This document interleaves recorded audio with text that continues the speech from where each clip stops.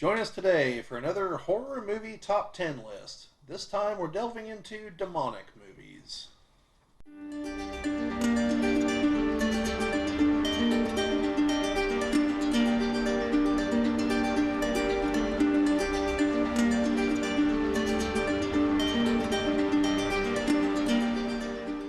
Welcome back, everybody, and to all you new folks out there who somehow found your way to our little corner of YouTube. Today, we're going to be continuing our series on top 10 movies. In going with the season here, these are all horror movies, and these are going to be movies of a demonic, devilish, hellish, however you want to put it, nature. Yeah, they involve demons, devils, the devil, and all those kind of things. So, if you've seen the other videos before this and you liked them, and you haven't done so already, we'd really appreciate it if you'd like and subscribe and comment. And afterwards, if you see this, if you disagree or agree or have your own top 10 list, throw it out there in the comments. And we do read them. Feel free to disagree. Yeah. I have definitely not seen every movie ever made by any stretch of the imagination. Like, in fact, total honesty, some of these top 10 lists, I got to about number 7, and it became a matter of what other movies in this kind of thing have I seen, and I just threw the next 3 on there because I was having a hard time coming up with 10 movies, period, much less 10 good movies. Then the list got a little refined once I started thinking about them more, but that's how the creative process works sometimes. Sometimes I had to throw my 2 cents into the pool, and that never turns out great. No. Well, I mean, the hesitation says it all, folks. The one you contributed was going to be on one of these lists. I just changed which list it was on. So, but yeah. No, Chad does make valuable contributions to these things before we start, and as we're filming, obviously, because he's the sounding board in most of these cases. Yes, I'm the one with the good questions. Most of the time. So, also, as a matter of showmanship, I realized in the first 2 I should have started at 10 and worked my way to 1, which is why I did that on the third one, and why I'll now be doing that on this one. Builds anticipation. See, Chad wants people to watch the whole video, Well, we put these in no particular order. Yeah, but if I start at number 1, they're like, I don't need to see the rest of these. I know which one the good one is. No, they're in no particular order. But they kind of are. Like as I mentioned, the top few are in an order. It's the ones after that. So, the ones that'll be at the end are the important ones. This is kind of like, you ever see on, sometimes on certain shows, they're like, we're going to be running a special preview for something during the show. What that really means is the last commercial break of the show is where it's going to be. It's not going to be any place else unless they actually surprise you, which is very rare. 90% of the time, it's at the end of the show. It's to get you to watch the show. It's a cheap trick, but it works, as I'm about to demonstrate. So, number 10, The Prophecy. Now, this is the one, the reason this one's at number 10 is because it's a little shaky to be included here, but there's not 10 movies about rogue angels, so, I kind of had to throw it somewhere. And the devil is in the movie. Played by Aragorn, Viggo Mortensen. Yeah. But yeah, so... Complete with black fingernail polish. Yeah. So this is a movie about, essentially, at some time in the past, there was a war in heaven, not the one involving the devil, a second one. Yes. Because, all great things require a sequel. And some of the angels decided that... Why is mankind being shown preference here? Like, we're the divine servitors here. So, they decided they were going to attack God, if I understand it correctly. That's been once I've seen it. And Christopher Walken is kind of like one of the big bads among them. I believe he's Gabriel. Yeah, because he has a horn in the movie. Yeah. So, yeah. And they're fighting, trying to find some guy and claim his soul.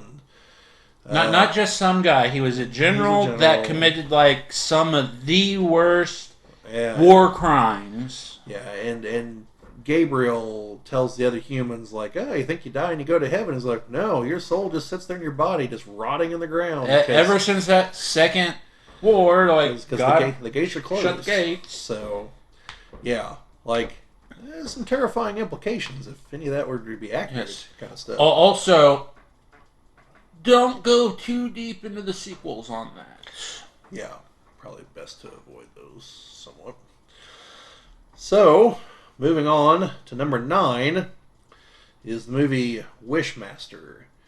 Now, this one, the main creature is what's called a Djinn, Djinn, and they are of a demonic nature, but they're not Necessarily evil. they're not canonically like from hell or from the biblical, Christian hell. They are the creatures that in mythology the genies are based on. So they grant wishes, hence Wishmaster. Except for this particular movie, the concept is they were born out of the fires of creation, and as the opening title explains, fear. If you fear one thing in all the universe, you should fear the Jinn, because they want to rule the world. They're stuck between the void, between here and someplace else. To escape, they have to have someone ask them for 3 wishes, whoever summons them. And in the past, there's always been someone to talk some sense into the other person, because the whole idea is, unlike what you see in Aladdin, the Disney Aladdin, the real story in Arabian mythology is it's meant to be careful what you wish for. Not that it's, you can just wish your way out of these problems, and get all these fancy things. It's like, no, be careful what you wish for, because you just might get it. Also, you're not going to get a genie dumb enough to let you manipulate them into giving you free stuff. Yeah, these are like, again, dawn of creation. Like, they're not dumb. They've been around the block before there was a block or a planet for that block to be on. So these creatures are evil. So, like, to give you an instance, they don't just grant the wishes of the one person that released them. The random people they'll run across, they'll grant one wish in exchange for their soul. They don't tell them that, but, unless they ask, then people think they're joking. And it's like one guy, I think, asked for $1 million. So he gets it by the Jinn making it so that one of his relatives takes a flight, buys insurance, and the plane crashes. So it's definitely like, for those of you who have read The Monkey's Paw, think that. You're going to get what you asked for, but not the way you wanted, and probably some horrific cost has been paid that you may or may not know about. So, yeah. This one does feature a couple horror alumni. Robert Englund of Freddy Krueger fame is in this movie. He plays an art collector who is the one who buys the statue of Zahura Mazda, who is a pre-Islamic deity, and that's where the gemstone that the Jinn is trapped within is buried inside that statue. And it breaks open at the beginning of the movie after it crushes Ted Raimi and kills him. He's in the movie for about 5 minutes. Then Tony Todd of Candyman fame is a security guard at one point. Kane Hodder of Friday the 13th Jason fame is also a security guard at another point in the movie. So yeah, lots of known horror types in this one. And so worth a watch. Also for you D&D folks, for those of you who DM, if you want to know how to screw with people with the wish spell, watch this movie to take some inspiration. No, don't do that. Because if they're literally casting the wish spell, the fact that if you're replicating anything besides like a certain level spell or under, and you have a certain percent chance of never being able to cast it again, you really shouldn't be screwing with that wish. You can tell which one of us is a DM, which one of us plays. Like, you should always screw with that wish. Teach them a lesson. No, not always. If they have a genie, yes. But if they're casting the wish spell themselves and using their own material components, So anyway, on to number 8. The Prince of Darkness. This is a John Carpenter film. He's in a lot of these lists because he made a lot of horror movies that are really good. This one involves the devil, kind of. And I'll get to the explanation for what I mean by that here in a moment. This one features a couple of folks from some of his other movies. Let's see, the gentleman that plays Egg Shen in Big Trouble in Little China is in it. And the guy that plays Wang Chi in Big Trouble in Little China. I believe Dennis Dunn is his name. This is one of the only other movies I've ever seen him in. And some other folks that are vaguely familiar. And Alice Cooper as a bum, like a street guy. And Donald Pleasance as a priest. So, basically, the plot is there is this old church where the guy that was maintaining it dies, and the church, goes in and is checking everything out. Like, hey, so this guy was totally watching over this vial of green fluid that we think is the devil or contains the devil or something. So they approach Egg Shen's character, who's a physicist, to come and study it and see what the story is. And so he's kind of talking at one point. And he's like, well, he's like, I don't know why the concept of the devil should surprise you. Just you're maybe thinking about it in the wrong terms. Because think about it from a physics term. Like, if there's a God, then in physics terms, there's also an anti-God. And so, that's what he believes is actually inside there, which would essentially be the devil. So, yeah, you get weird physics stuff like that going on. The people all go to check it out. The bums won't let them leave. They're working for whatever's inside the thing, and they kill everyone that tries to leave. And then the people inside start getting possessed one by one. Also, they start getting weird dreams, which the guy that used to live there wrote about. Once people stayed there long enough, they'd start getting these weird dreams that claim to be a vision from the future. Filmed on VHS is what it looks like. And as the movie progresses, the people see more and more of the dream. And it's supposed to be the people in the future, getting better and better at sending the signal. And it's a shot from outside the church, from them warning them that, they have to stop this because in the future, this is the video of the Antichrist, of the devil, emerging to begin wreaking havoc on the world. And so that's the vision that they're having, that they see more and more clearly as the movie progresses. At the end, they believe that they stop it by the whole thing ultimately involves mirrors and that being the gateway to the other dimension. And so they think they stop it by one of the people grabs the girl that's been filled full of the green fluid and is transforming and is trying to open the gateway and jumps through the mirror into whatever the anti-dimension.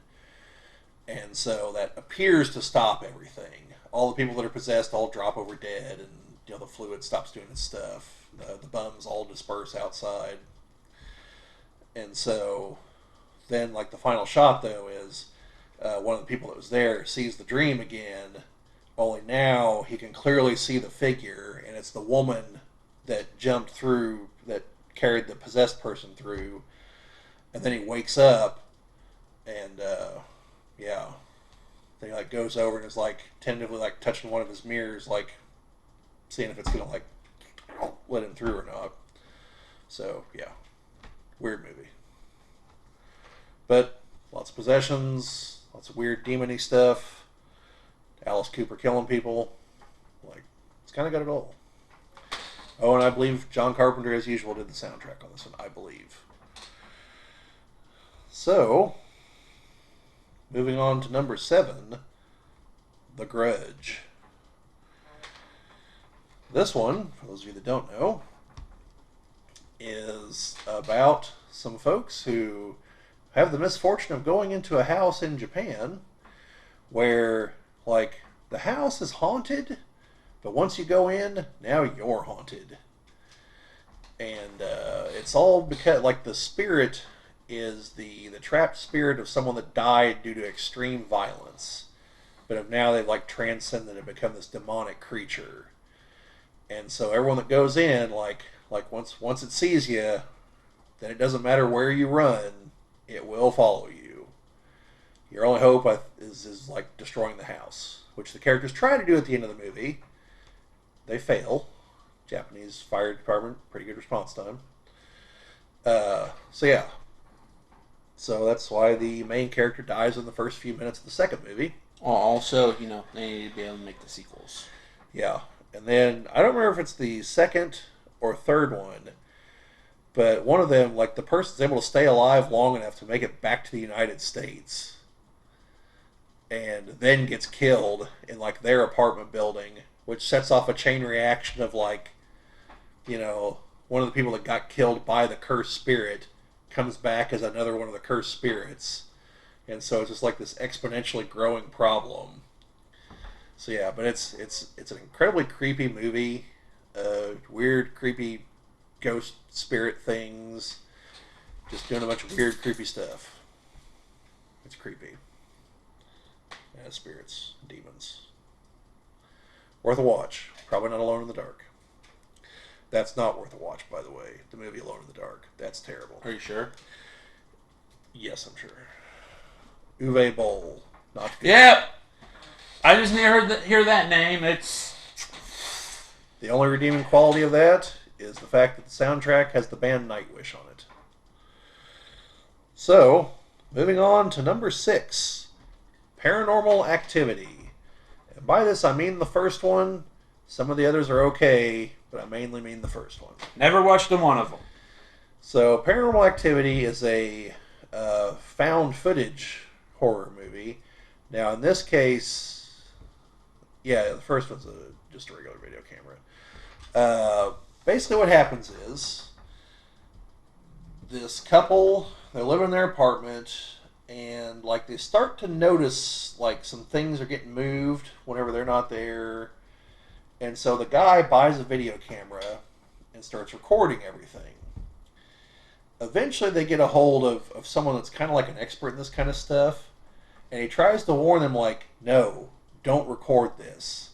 Don't do anything like that, because all you're doing is feeding the thing, giving it attention, which is what it wants. So, yeah. You catch little tidbits about the past of the girl, although you find out a lot more about that in the later movies. So it's not the apartment that's haunted, it's the woman. It is a demonic creature that is ultimately seeking to possess her. As the movie progresses, like, things start escalating. And at one point, the guy's like, hey, so, you know all that advice that guy gave us? Yeah, screw him. I bought this Ouija board. Let's really get down. And so, like, you see it, and the girl's like, what is that? Because this isn't some, like, Milton Bradley Ouija board. This looks like some kind of, like, 18th century legitimate used in black mass witchcraft kind of. He went to an occult shop and bought a Ouija board. Yeah, she's even like, where did you even find this? He's like, I know people, kind of answer. And so while they're gone, the camera's focused on it, and you see it eventually, like, it starts moving around, spelling something out on the board, then the board catches on fire. So, yeah, the demon clearly loved it. But yeah, by the end of it, it's bad enough that things are happening during the day, not just at night. And that should be the tip off in all these kind of scenarios.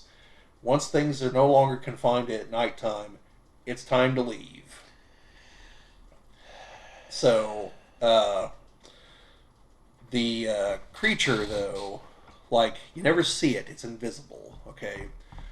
But they figure out something's happening, and, like, they literally leave, like baking powder or something out. You could see its footprints going through it at one point.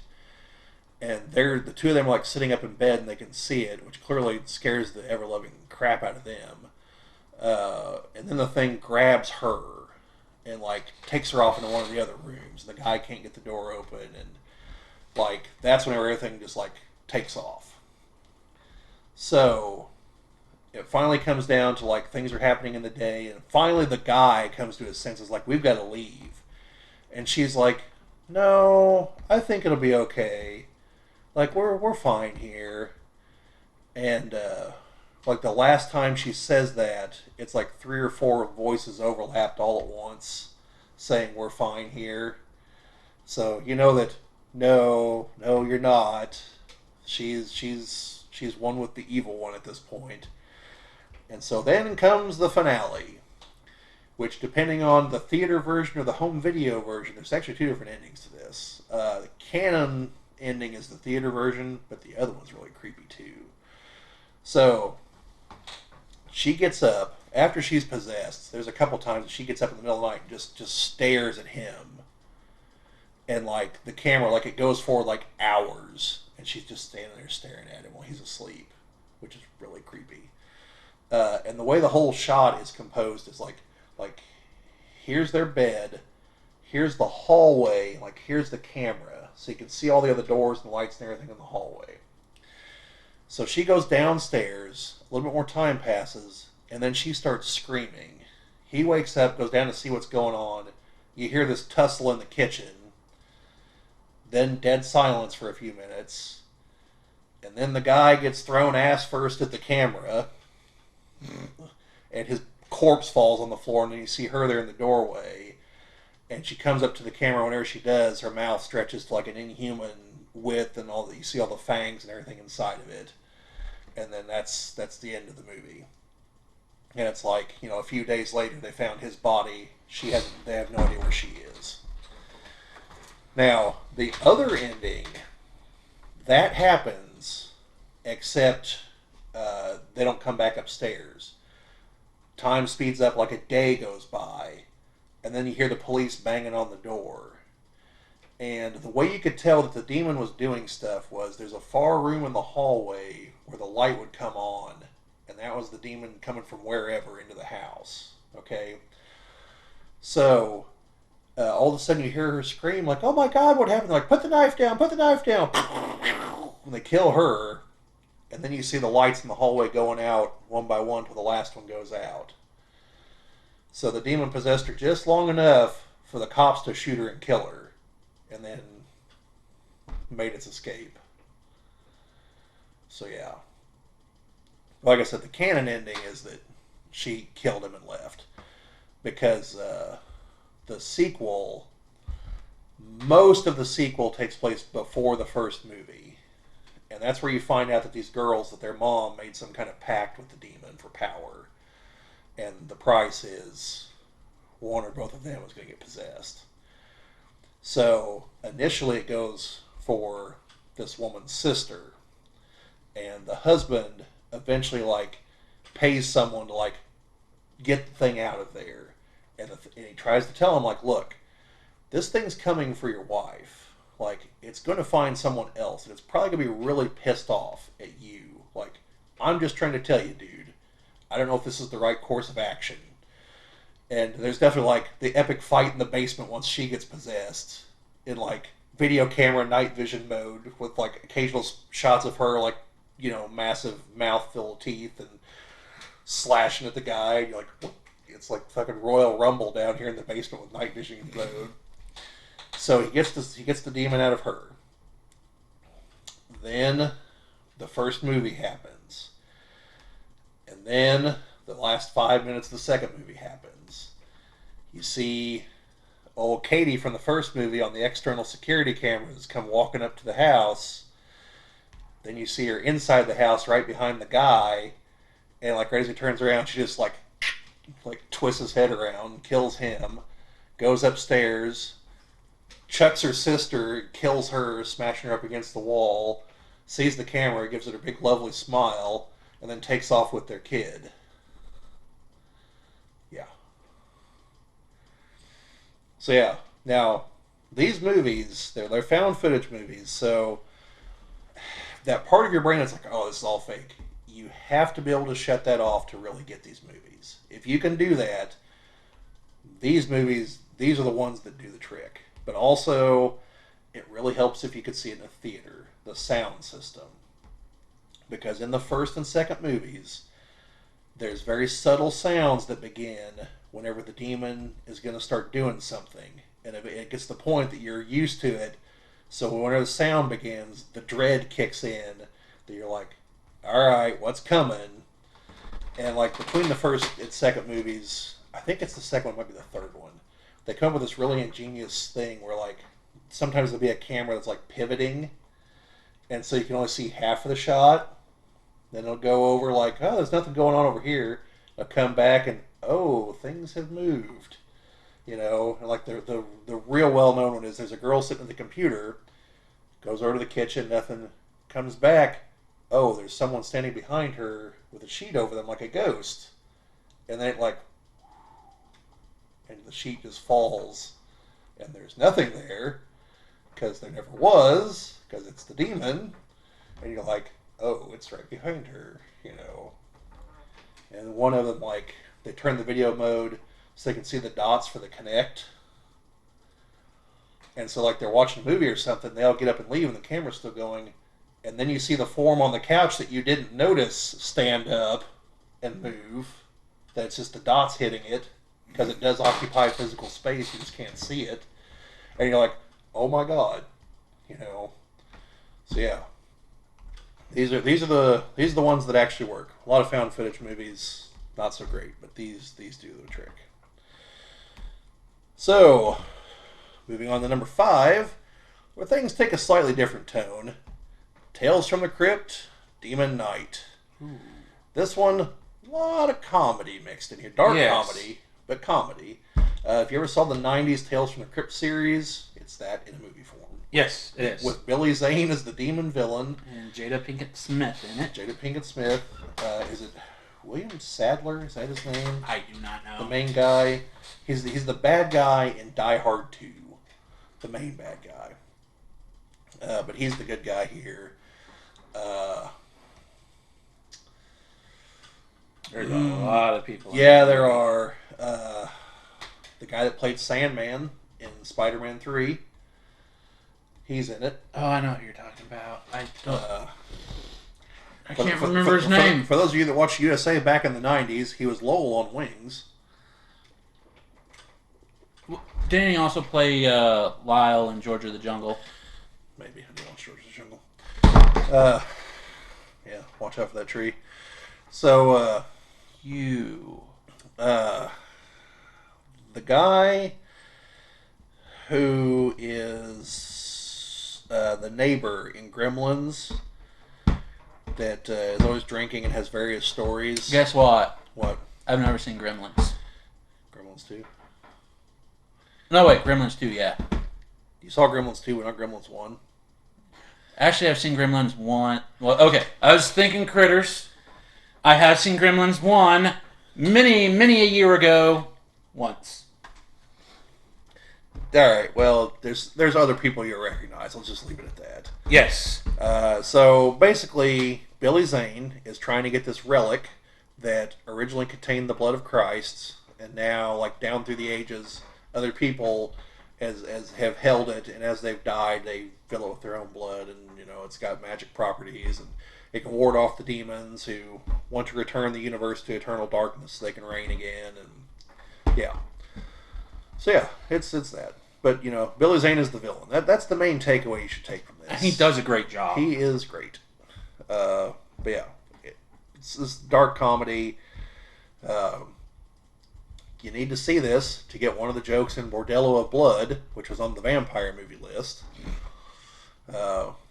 Because like the MacGuffin, the cross thing, is in Bordello of Blood also. And one of the characters is like, "What's that?" And the guy's answer is literally, "Don't you ever watch any movies?" And that's it. That's the only explanation you get.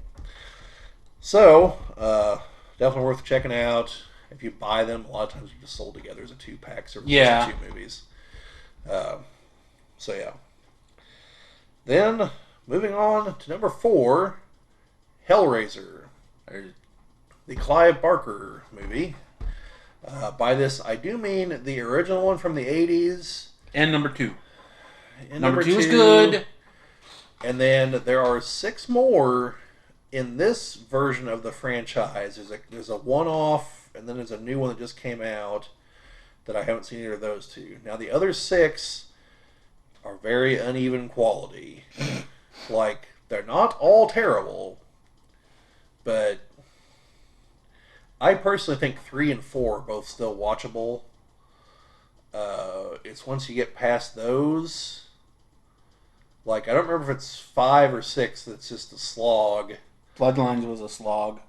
I don't like Bloodlines. It was a slog. It was good, but it was still a slog to get through. But the one with the cop, I don't remember if that's 5 or 6. And the cop's, I think, the main guy from Nightbreed, if I remember right. But anyway. Wait, is that the one with Christie's husband? See, I don't remember. It's been too long since I've seen them. I thought that the one with Christie's husband was not the one with the cop. I think they're 2 separate movies. Christie's the main girl from the first and second movie. She shows up again in like part 5 or 6. And yet again manages to stay one step ahead of the Cenobites. Those are the creatures inside the cube that work for the Leviathan. By the way, not the only like demonic entity in that reality. Yeah. Hellraiser went on to have several comics on it. Yeah. I've read a few of them. Yeah. So anyway, the creature, the whole thing, the whole plot of this revolves around a puzzle box. Okay?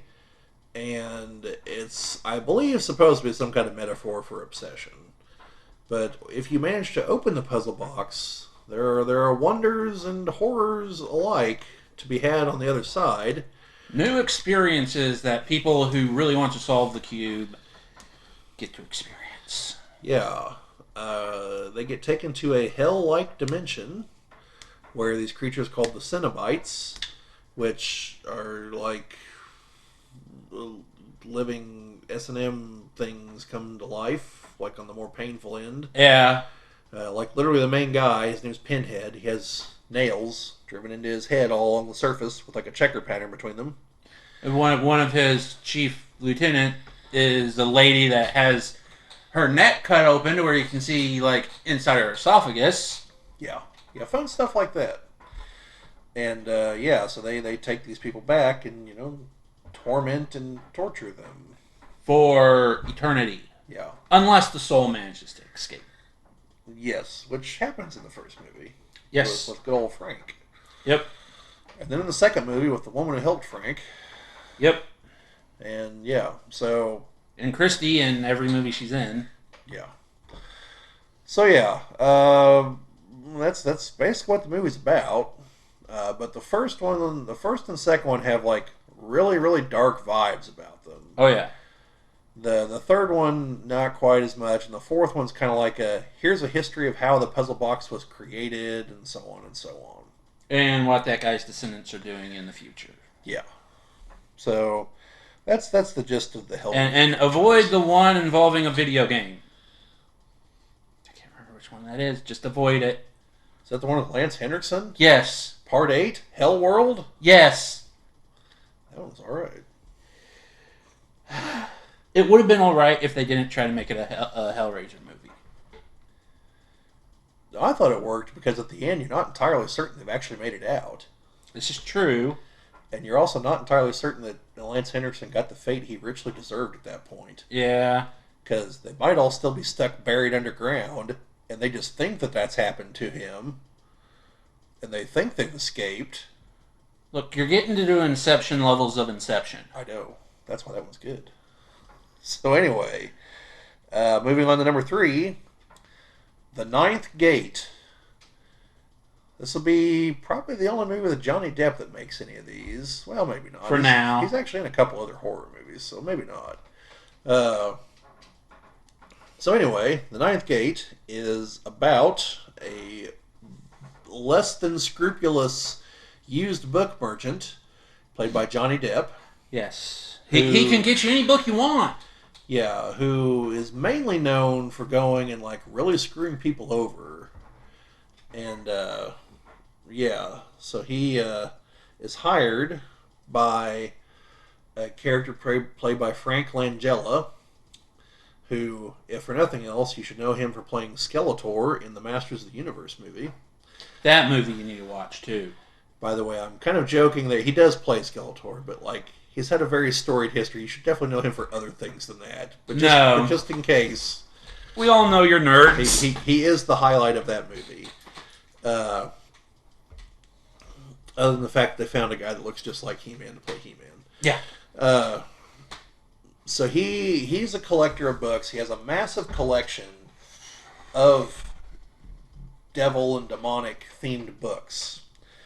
But he's after one in particular, a book supposedly written by the devil himself, and was conveyed to a person, an earthly individual who wrote the book. But the problem is there's more than one copy, and so he wants to make sure his is the genuine article because he believes there's only one legitimate copy. And Johnny Depp kind of jokes and he's like, "Well, how'd you know yours didn't work? The devil didn't show up when you tried to summon him?" Well, the deal is that is the purpose of the book, is to try to summon the devil and gain some kind of boon from him in the process. So as the movie progresses, Johnny Depp encounters the other people who own the other copies, and they all think theirs are the same. And it all comes down to there's various drawings in the books, and he notices that there's differences in the drawings depending on whose copy it is. And based on the little signatures, they all have different signatures as to who drew the copies. And one of them, in each of the books, I think it's LCF, Lucifer, is the supposed artist. So he's able to figure out that there is one copy. It's been split up into 3 books. And so ultimately, the guy he's working for gets all the things together. And there's this mysterious woman who shows up who keeps saving Johnny Depp. She doesn't talk a whole lot. One of her eyes is green, one of them is blue. And I have no idea what the relevance of this is, like from a mythological standpoint. Don't know, but I know that condition is heterochromia. Yeah, I'm pretty sure this is more of a Diabolus. Yes. Kind of. And more Latin, we can throw at that if we really feel like it. Just that's one of the random tidbits of information I know. So, into the movie comes. All the other people that have owned these books are dead, except for the guy that he works for. And Johnny Depp's begun to realize that, these things could be legit. Mm-hmm. That, these people definitely believe they are. Mm-hmm. And so he goes to confront him about it. And he gets, literally falls through the floor. So he's, stuck as Frank Langella's character is trying to complete the ritual. And the final part of the ritual is he drenches himself in gasoline and sets himself on fire. And initially he's like, "Oh, yeah, I can feel the power surging through me." And finally he's like, "No, that's because I'm on fire. Ah, shit." And, dies. And, yeah. So Johnny Depp grabs the pictures, falls to the floor, gets out of the burning castle. Then there's a random sex scene with the lady. With the lady. And, then he goes back to someplace he went towards the beginning of the movie to visit these 2 guys, and, no, they're gone. They had a bookstore. And these movers are moving, and they move a bookcase, and a single page falls off the top. And because he realized that one of the pages had to be a forgery. And so with the single page, he thinks he's figured out that, this is the genuine one. Which means now I've got the set. And so the last part of the movie, the last set of the movie is he goes back to the castle. And, big flash of light. And it's the 9th gate. And, I guess we're supposed to believe that he passed the tests. Also, the woman may be Lilith. First wife of Adam, the mother of monsters. Yes, because one of the drawings depicts her, and so that's speculation online. Some people would ask the director, but he's probably not coming back to the U.S. anytime soon. So why not? He's wanted for crimes in L.A. It's Roman Polanski. Look him up, folks. I'm not going to tell you what he's wanted for. I can guess. So anyway, moving on from the Ninth Gate, number 2, The Exorcist. Yes, movie about a list about demons. Of course, I'm going to go for the number 1 possession movie. I actually saw this movie for the first time in a theater, like several years ago when they re-released like the Super Deluxe Special Edition. Yeah, creepy stuff. Friend of mine was with me, and the problem he had with the movie was the Spinal Tap scene. Not the where Reagan is going like spider climbing upside down, going down the steps with her head like rattling on her shoulders. Which, by the way, when I saw this in the theater, the screen immediately cuts to black at there where it's because it's a scene change, you know. Yeah. And one of the other people in the audience was, "Oh hell no!" This is like, yeah, it's some local flavor right there. But yeah, creepy movie. But the devil possessing this girl. Well, I say it's the devil. It's actually the statue you see is Pazuzu, which is a different demonic creature, but it's supposed to be the devil. I think I know why your friend has the issue with the Spinal Tap scene instead of all the rest of it. What's that? It goes back to our what makes a good villain video. All the rest of it, not something you can actually experience. At Spinal Tap Dread, you can experience that in real life. Hey, you haven't ever sat up in bed and had your head rotate 360 degrees and spit pea soup at everybody? No. But I have had spinal taps done. So yeah. But yes, this is the classic for a reason. Well, oddly enough, not your number 1. Not number 1 because I prefer a different movie, but this movie is stiff competition for number 1. Also, I never saw the second one, but I did watch the third one. Third one, it's alright. It does feature one of the more like iconic horror movie scenes in it, but it's alright. The prequel is good in my opinion. However, the prequel's in this weird situation where there's actually 2 different versions of it, and they're like pretty different, to the point that they have different directors. But like the same cast in half the movie. Old Stellan Skarsgård plays historic version of the main priest in this one, Father Merrin, who I'm drawing a total blank as to who played him, and I feel really bad about that because he's an excellent actor. It's Swedish, I believe. Played... Leslie Nielsen. No, not Leslie Nielsen. Although this would have been back when he was still in serious movies, like Airplane. No, not like Airplane, folks. That's not a serious movie. He plays it straight, but that's because up till that point, Leslie Nielsen was like a real actor. He actually played the villain in several westerns, and he's a villain in Creepshow 1 or 2. I don't remember which. But yeah, Leslie Nielsen was the priest in the spoof of The Exorcist. Yeah, no, it's not him. Obviously, it's Max von Sydow. He's the priest, the old priest. He dies, and then the young priest has to like take the demon into himself, and then head first out the window, down the stairs, and kills himself. Oh. And then somehow Hellbender style. Okay. Yeah, but then like in the third movie, like you see that like his body's actually been possessed and there's now this other things inside of it. And now it's played by Brad Dourif, but you occasionally see the younger priest emerge, and it's all up to George C. Scott to figure out what the hell is going on here in this whole scenario. And yeah, so anyway, the third one's okay, but the prequel, good stuff. I prefer the one there's.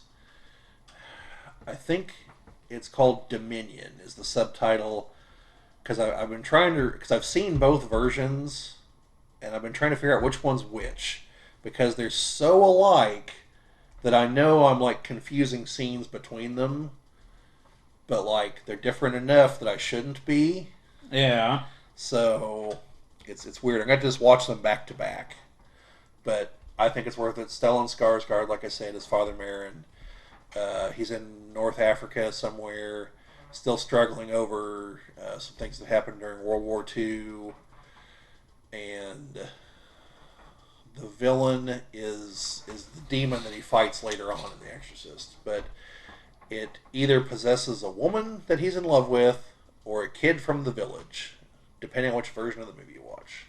I think I prefer the one where it's the kid from the village. But anyway, moving on to number one, and just a little reminder, if you've liked what you've seen so far, do all the YouTube things. We appreciate all of it. Like, subscribe, thumbs up, thumbs down, make some comments, share it around, all that jazz. You know, this is the point of the video where we're going to beg for all that. So here it is. Here's the begging. Please help us. You're our only hope. Wrong list. Hey, I'm not assuming that Obi-Wan Kenobi's watching. I'm just saying they're our only hope. Yeah, but that's the wrong list to be saying that. So anyway, number one, and like I said, this is kind of a tough one because The Exorcist is definitely a contender for this spot. For me, number one is probably The Devil's Advocate, though. Have you seen The Devil's Advocate, Chad? Oh, well, you're going to appreciate this if you don't know what it's about. The Devil's Advocate stars Keanu Reeves. Already on a higher level than the other movies you've mentioned. He plays a lawyer who is really good at his job, who gets offered a really perky job in New York City for this prestigious law firm headed by Al Pacino. Ooh, even higher now. Yeah, so I can see why it's number one. So I believe Charlize Theron is his wife. Yeah, she is Keanu's wife. Now, as the movie progresses, some weird stuff kind of happens. She starts seeing things. Eventually, she kills herself. And then, like, some other partners at the firm, one or two of them get taken out. One of them, the one that gets killed, was played by the guy who was the principal in Ferris Bueller's Day Off. You ever see that? Nope. You ever seen the movie Stay Tuned? People get sucked into the TV. Turns out all the channels are really just entertainment for the devil. No. That's not on this list, and that's like a pure comedy. But you guys should definitely check that one out. John Ritter at his best. Eugene Levy's in it too, if I remember correctly. I need to see this. Yeah, it's like a mid-90s movie. But yeah, they literally, this guy, his wife smashes his TV and everything, so he gets a new satellite dish hooked up. Comes with this massive free TV. Well, he didn't read the fine print. And he starts watching the shows like they're all just kind of a little off. And he doesn't realize that the shows are populated by people that have been sucked into them, like he's about to be. And they're all really meant to just entertain the devil. As he's watching these poor saps get, Back to your movie. Your number one. I know. Not your honorable mention. That should be on horror comedies. And it will be, but I'm going to explain it right now because I'm 3/4 way through the explanation, so it's going to get finished. So anyway, so the whole deal is there's an escape clause, though. If they can survive 24 hours, they'll be let free. That's the way the contract works. No one has ever gotten out. And they're in, like, the final, and so the guy that's in charge, all of his underlings are like, man, if they actually make it out, like, the boss ain't going to be too happy at this guy. One of us is going to get a promotion soon. So they're actively hoping he fails. But yeah, so anyway, if you see that movie, it's him, the boss, not Satan, but the guy that runs the programming part. This is the guy I'm talking about for this movie. But you probably more likely to have seen Ferris Bueller's Day Off. So anyway, or if you're one of the 10 people that watched Mom and Dad Save the World, that's a shout out to you, Jim, if you're watching this, because I know you've seen that movie. Turns out Al Pacino is the devil. And he's Keanu Reeves' father. So yeah, Keanu Reeves is the Antichrist? no. Keanu Reeves is like half angel, because Satan is a fallen angel. Okay. Uh, Now, mind you, like the half angel is Satan, so I'm not saying he's good. He doesn't. You're hitting a button to where I want to say something. So, well, just hold on. So there's a woman that works at the law firm, and she is his daughter. So the Antichrist is the pure blood heir from the two of them. That's what he wants. So he's brought them together, and Keanu's figured out what's happening by the end of the movie, and he's like, "So, what the hell do you want from me?" He's like, "Well, your sister over here, like, she's ready to go. Like, He's a kid. she's like, I need, the Antichrist." And Keanu's like, "Yeah, but we're destined to lose. Like, you've read the book." And he's like, "Yeah, but consider who wrote it. Of course it says I'm destined to lose." He's like, "This is just round 20, 20th century, you know." He's like, "I'm ready to come out swinging in round 21, you know." He's like, "You and your sister, like, this is it. This is rewriting history, ground zero, right here." And so Keanu's like, "Yeah, but what are you going to give me?" He's like, "What?" He goes, "Oh, come on. Like, it's a negotiation. Like, you got to give me something here." And he's like, "All right, how about Bliss? Bliss on tap." And he's like, "You're going to do just a little bit better than that." And he's like, "I'm just getting warmed up. Hang on." And his sister's all like, "You guys both have the same problem. You both talk way too much." And so she's like all getting up on Keanu. And finally he's like, "So, the problem you keep telling me about, free will, right?" And he's like, "Yeah." Well, Keanu pulls out this pistol he had on him and just blows himself away because he's like, "I'd be the dad of the Antichrist." And you caused my wife to kill herself. So yeah, so then Pacino like loses it and assumes his actual real form, which basically looks like Keanu Reeves but with wings and much darker eyes. And by doing so, like unleashes like energy and it just like destroys his daughter at the same time, and Keanu dies, and he's all just like, "No!" And then it flashes back to the beginning of the movie during the trial, where Keanu is able to get this guy off that he knows is guilty, and it's him staring in the mirror, and like he just like imagined all this happened. Okay.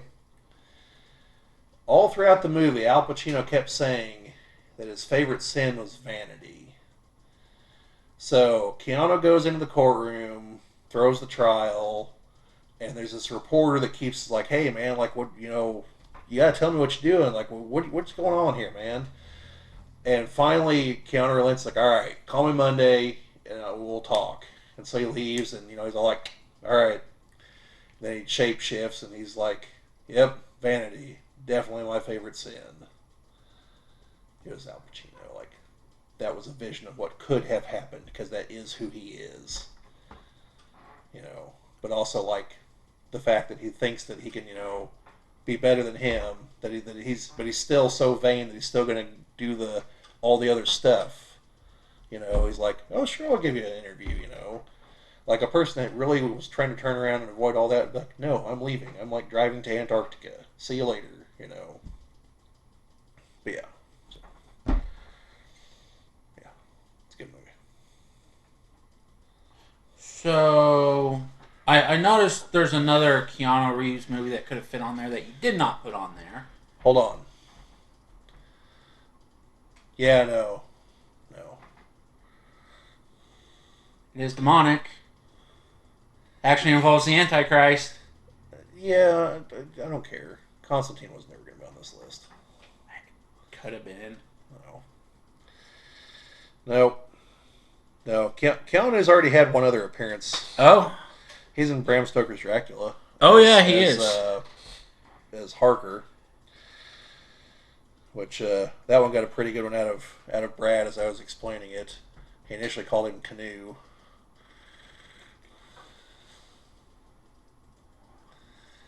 To which I was like, yes, canoes in this movie.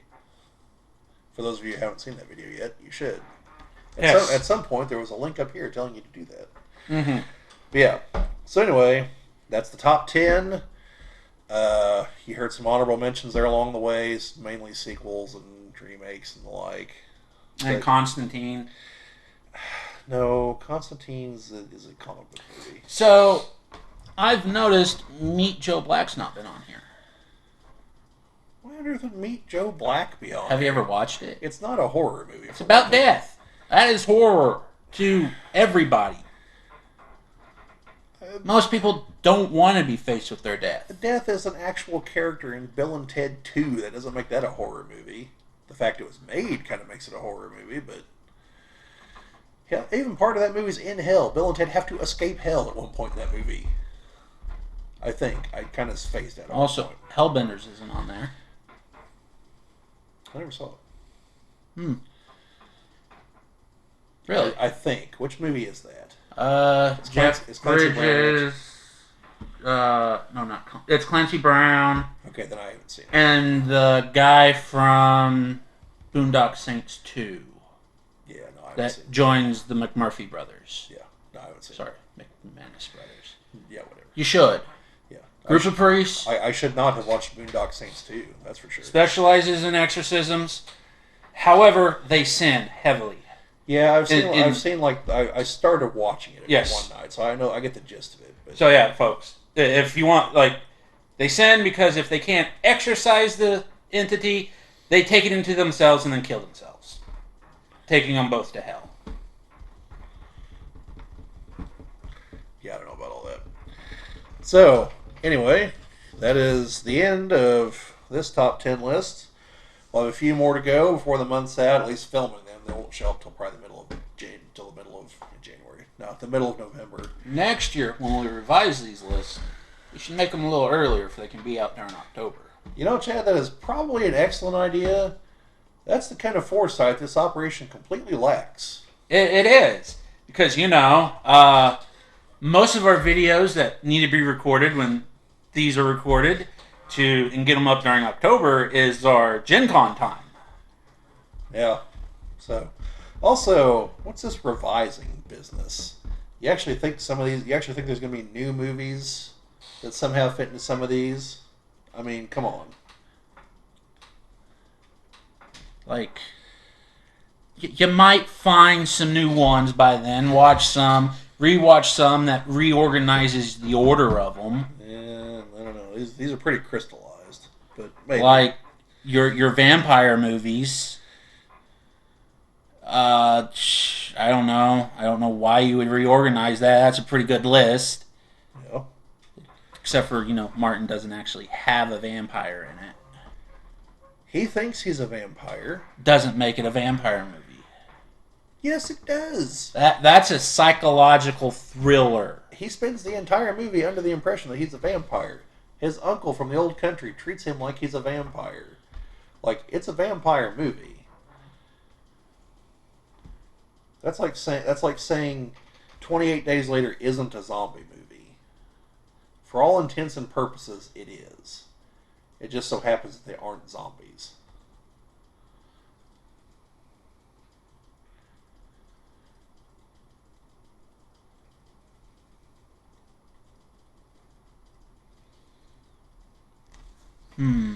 No, our current problem is 2 of our lists don't have 10 entries yet. Yes.